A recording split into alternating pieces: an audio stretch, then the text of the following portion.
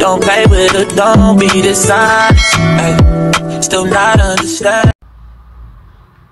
Hello guys, good morning! For today's video guys, gagawa tayo ng simpleng pansit guys. Kasi gustong gusto to ni bossing ng amo ko. So, gawa tayo guys. At ito po yung mga ingredients ipapakita ko sa inyo. So guys, ito po yung mga ingredients natin sa simpleng pansit. So, nag-start na ako magluto guys.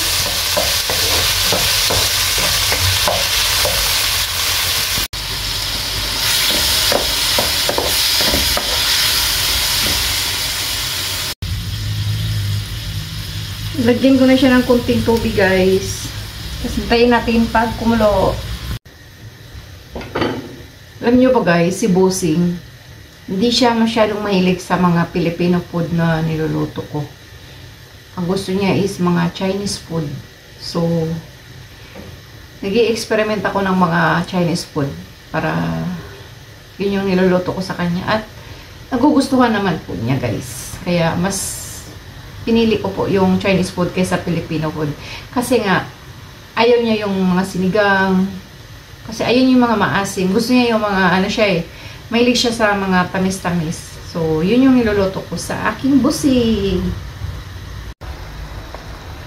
So, ito na po yung pansit ko guys. Napakasimple lang. Kasi ito lang po yung gusto ni bossing. Yung parang pang China.